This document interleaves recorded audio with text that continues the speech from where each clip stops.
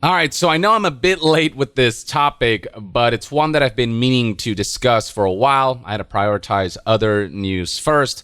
But now that we're here, let's talk about this idea, this notion that there should be a system where developers can be tipped. This was proposed by former Blizzard executive Mike Ybarra. He tweeted the following, and it's a topic that has gained quite a bit of traction over the last month or so. And you can see from just the ratio here that people have some things to say about this proposition. Let's read what Mike Ybarra tweeted. I've thought about this idea for a while as a player since I've been diving into single-player games lately.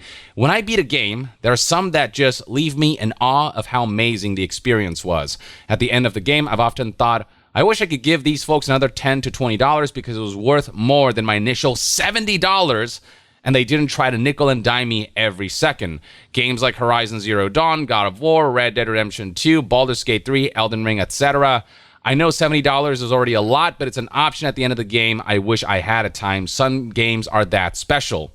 I know most will dislike this idea. By the way, I realize we're tired of tipping and everything else, but I view this different from a pressure to tip type scenario many face and give feedback on. Well, first things first, there is already kind of a tipping system for these games in the form of the different editions that these games come with that are a little more expensive, or, you can get the collector's edition, which are significantly more expensive by paying more than the already pricey $70 base price point and base game. I also think of something like Helldivers 2, which was $40, but after I paid my $40 and played it, I thought, man, this game is so good that I decided to get the $20 upgrade for the deluxe edition or whatever, which gave me a few little goodies, but I didn't even care about those goodies. I mainly bought that higher, more expensive edition, or I provided extra money to the developers through that edition because, it gave me something in return, but mainly because I thought, this is worth more than $40 for me, and I choose to support them by giving them an additional $20. So to have an additional option on top of that, where at the end of the game you get a prompt where you're like, hey, want to tip us?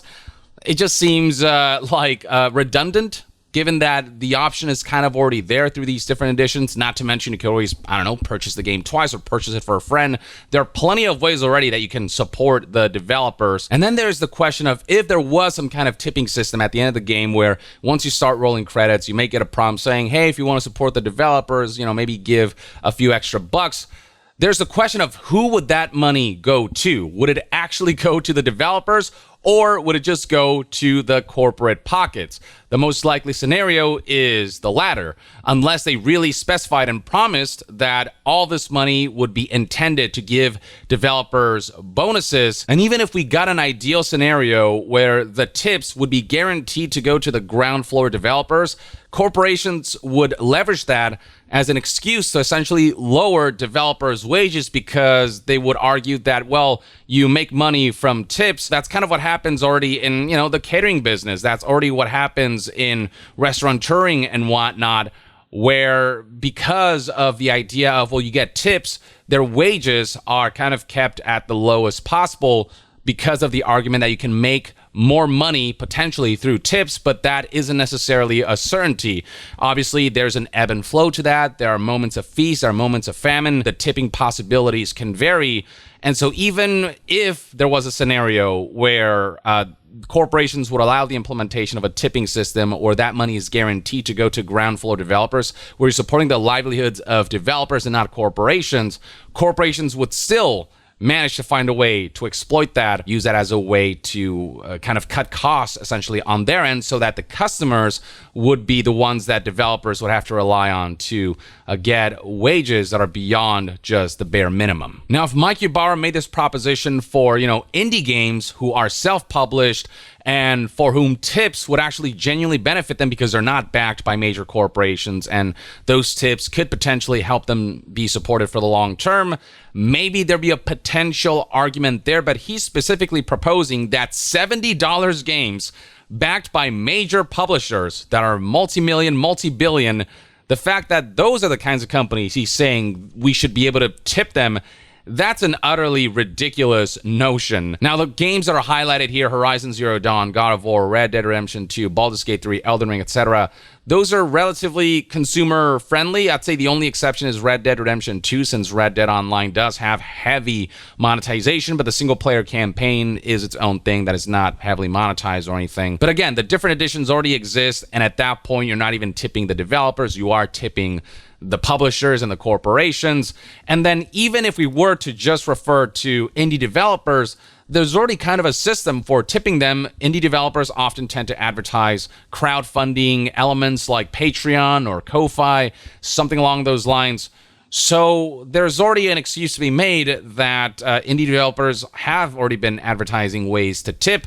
Now, if indie developers were to implement like, hey, if you want to support us, go to our Patreon, or here is a link through which you can support us further if you enjoy this game and if you wish to financially back us, I think it'd be a little more excusable for self-published indie games or up-and-comers who's making something really cool and interesting, but because it's maybe their first or second game, they don't have the financial means to support themselves. If they can be transparent about that, then maybe that is one scenario where a tipping situation could potentially be seen as something not all that egregious. The only sure way of getting developers paid properly is for companies to enact a wage system that is fair and that compensates in a way where it's livable wage to developers, instead of having them rely on tips in a way that essentially allows them to make excuses that would lower their wages and would make how much these developers earn a hit or miss situation based on circumstances surrounding how well a game sells or how well it incentivizes people to tip. It is just not the way to go. You want to talk about a good tipping system? How about we start with, cutting executive pay for the CEOs who make millions upon millions of dollars, dozens to hundreds of millions, who don't deserve that level of pay when it comes to how that scales to the actual amount of work that they do, especially compared to the ground floor developers who actually make the products that make their companies successful. This just feels like such a short-sighted and tone-deaf thing to put out there. And I just feel like it's hardly surprising coming from an executive who's in a very privileged position. This is coming from the same guy who, after Microsoft shut down beloved studios like Tango Gameworks and Arcane Austin, and there was understandable criticism against Microsoft and Xbox leadership, the first thing he did wasn't express his condolences and empathy towards the developers whose livelihoods have been upended, who have lost their jobs, and who have to rethink their lives. His first instinct was to tweet about how Phil Spencer's feelings are important to consider as well. And he basically put out a tweet saying, won't you think of the multimillionaire executive? It's that level of thinking that I feel like is also at display in this tweet that doesn't really consider the ramifications of a tipping system and how that could potentially negatively impact developers as well as consumers, and how that would be rife for corporate exploitation. Compare this to the way, say, Larian Studio CEO Sven Vink talks about how he wants to offer value to gamers by just offering a one-time complete package for one price point, no additional monetization, no tips, no nothing, just give players something of value and something that is worth the asking price and something of high quality and of pure density and substance, and garner long-term loyalty that way, and just make it a simple transaction, something fair and something that doesn't feel exploitative, and how that will, garner long-term success, combined with the idea of not firing your developers constantly when the going gets a little tough, keeping them around, nurturing your developers and the studio as a whole so that you can keep growing, and all of that knowledge and experience that you garner over a long period of time can be retained so you can just keep getting better and just kind of weather storms so that in the long term you'll actually just be better off as a studio. Just that level of long-term thinking that does emphasize creativity, that does emphasize, just artistic integrity and integrity as an employer that in the long term will yield great successes like Baldur's Gate 3. The way Sven Vink thinks is the way I wish more executives would think.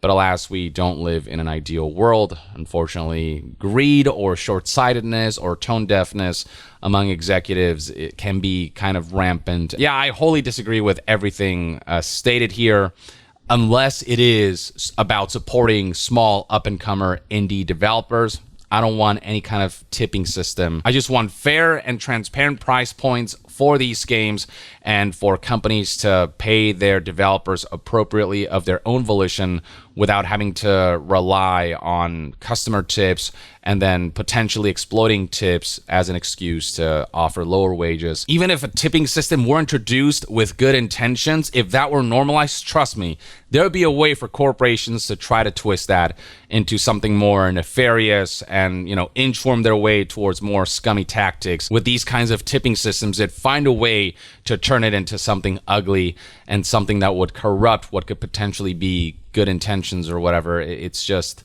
I don't trust corporations to use a tipping system appropriately and to use it in a morally correct way. Or at the very least, this is one man's take on Mike Ybarra's proposition on a tipping system. Let me know in the comments below what your thoughts and opinions are on this, if you agree with what I had to say, or if you can see some kind of situation where a tipping system might be appropriate for certain games. Share your thoughts in the comments below, and to be further updated on all things gaming news, reviews, and discussions, stay tuned right here on Young Yeah.